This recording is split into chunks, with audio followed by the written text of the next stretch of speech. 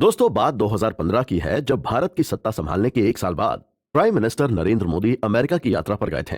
वहां कई दिग्गजों के साथ ही फेसबुक के सीईओ मार्क जकरबर्ग ने भी उनसे मुलाकात की थी।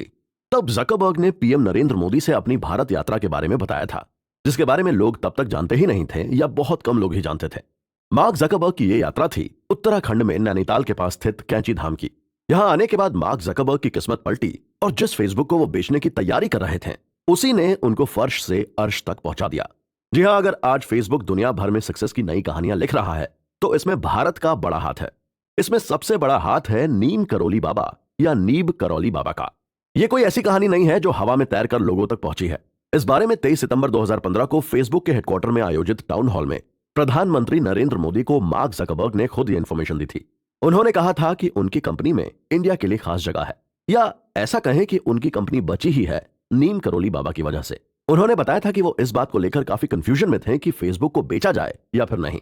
उनके मन में इसको लेकर उधेड़-बुन चल ही रही थी कि एप्पल के फाउंडर स्टीव जॉब्स ने एक सलाह दी। उन्होंने कहा कि इंडिया जाओ और वहां एक खास मंदिर होकर आओ, और मार्क जकरबर्ग ने बिल्कुल वैसा ही किया।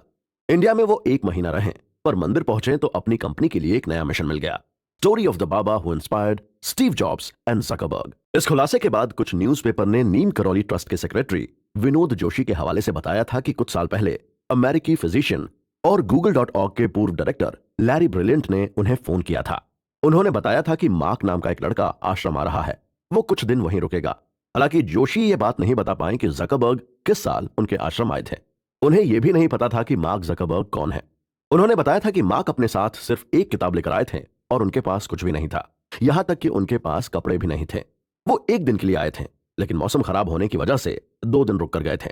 दोस्तों, 27 दिसंबर 2015 को ही एप्पल के सीईओ टिम कुक भी प्राइम मिनिस्टर नरेंद्र मोदी से मिले थे। उन्होंने बताया था कि एप्पल और इंडिया का एक अनोखा रिश्ता है।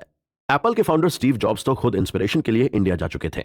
वो अपने कुछ खास दोस्तों के साथ 1974 में स्पिरिचुअल नॉलेज की खोज में इंडिया आए थे। उनका लक्ष्य था नीम करौली बाबा से मिलना, पर तब बाबा अपनी देह को त्याग चुके थे। इसके बावजूद स्टीव जॉब्स आश्रम में कुछ दिन रहे और वापस गए तो एक नई एनर्जी के साथ अपनी कंपनी का कामकाज देखने लगे। लिस्ट बड़ी लंबी है। हॉलीवुड एक्ट्रेस जूलिया रॉबर्ट्स से लेकर कई बड़ी हस्तियां इस आश्रम में आ चुकी हैं, और तो और बड़ी संख्या में अमेरिकियों की बाबा और उनके आश्रम में बड़ी आस्था है। दोस्तों, जिस दौर के बारे में कई बाबाओं ने अपनी करतूतों से देश का नाम खराब किया और उन्हें जेल तक की यात्रा करनी पड़ी, उस दौर में नीम करौली बाबा इंडियन ट्रेडिशंस और बिलीव्स को बचाने के लिए चट्टान की तरह खड़े दिखते हैं। भक्त कई बार उन्हें भगवान के पद पर बिठा देते हैं, पर वो खुद इससे हमेशा इनकार करते हैं।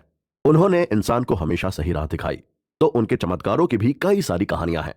हम इस सब पर एक एक करके चर्चा करेंगे, पर उससे पहले ये जानना जरूरी है कि आखिर ये बाबा थे कौन, उनका जन्म कहां हुआ था, और इस ऊंचाई तक पहुंचे तो वो कैसे पहुंचे।